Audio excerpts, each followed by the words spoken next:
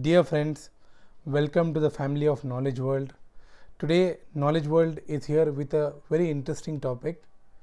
The title of the topic is The Coup in Niger and its Consequences. Okay, because this is the topic which is dominating Africa and also the international affairs. So, I thought I would make a lecture on the coup in Niger and its consequences. Okay, so we'll talk about the historical background of Niger and the events which led to the coup, then the coup in and its aftermath, international responses, then involvement of Russia.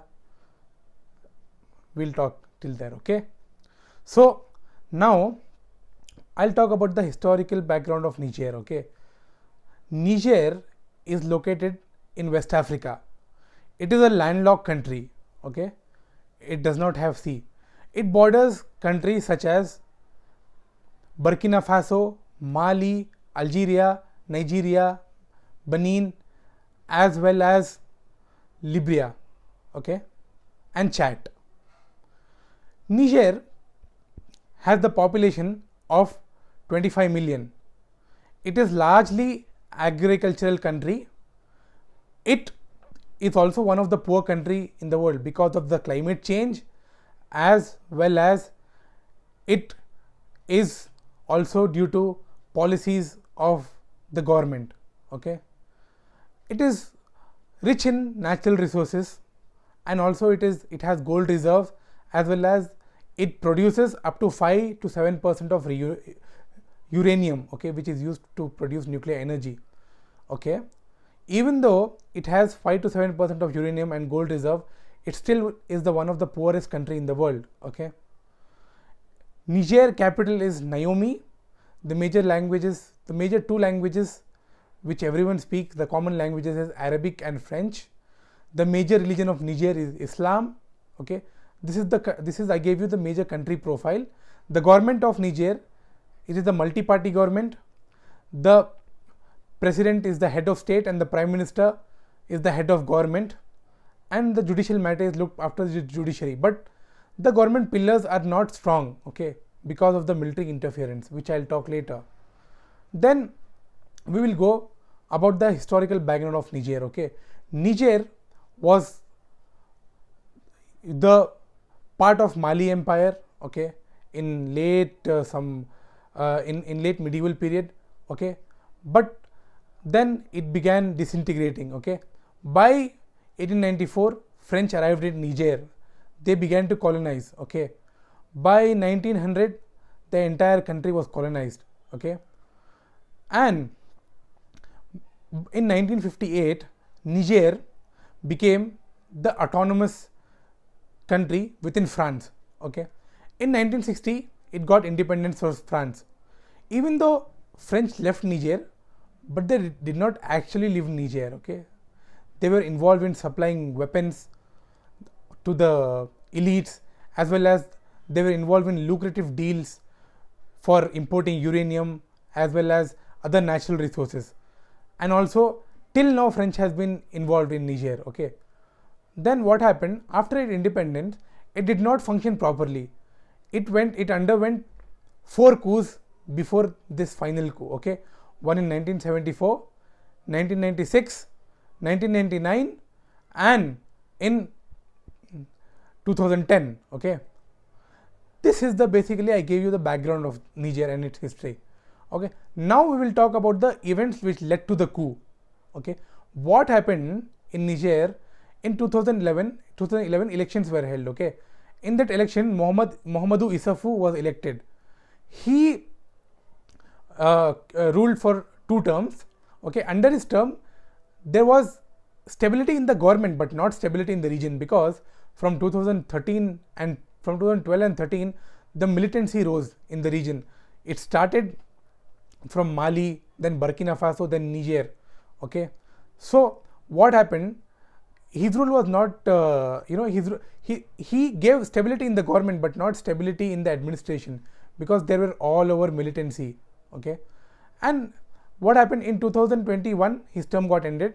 this was the first peaceful transfer of power since independence after 1960, that the civilian ruler successfully ruled for 2 terms, and in 2021 his term was ended. At that time, his minister Mohammad Bazoum was elected as president. Okay, under his term, major instability, the insurgency was not handling, there was social and economic crisis, and also Mohammad Bazoum checked on the military.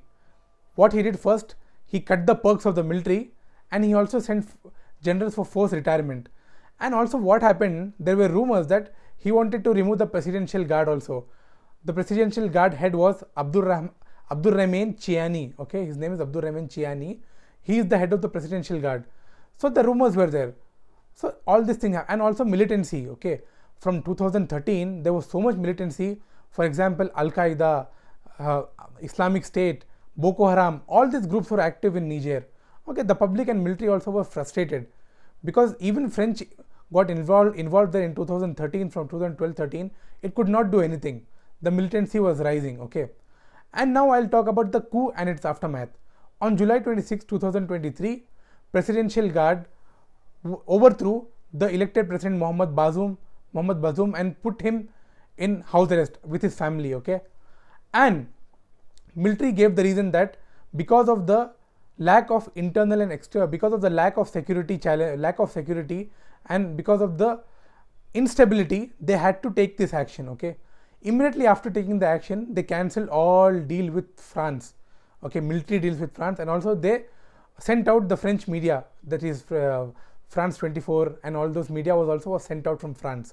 Okay, and after that, recently on August 13, 2023, the military junta announced that they would try for treason, and also for due to lack of internal and external security for former President Mohammad Bazoum, means he would be punished because of this.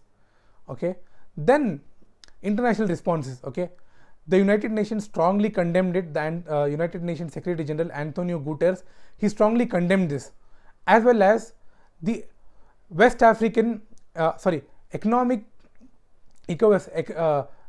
Union of West African State, ECOWAS, also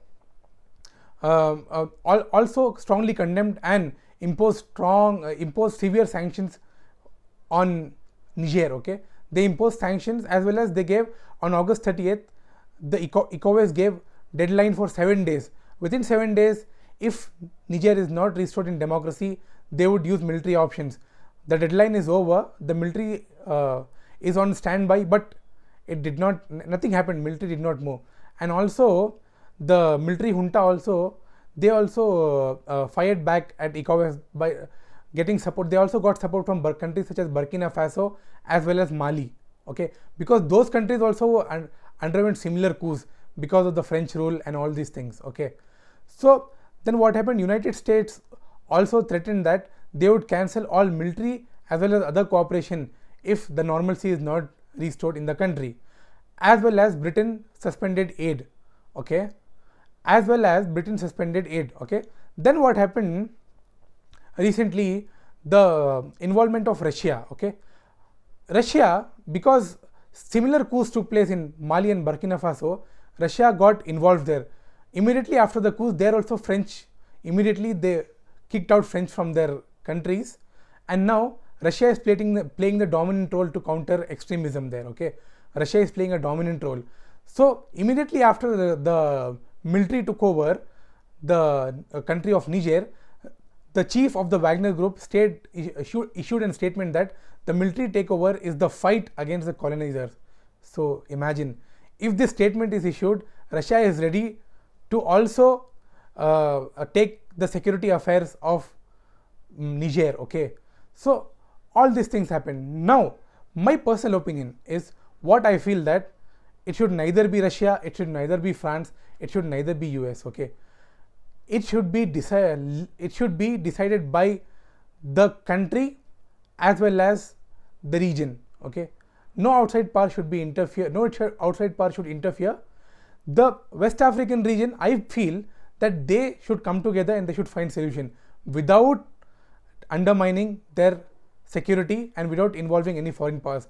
Then only the problem of Niger and other countries would be resolved.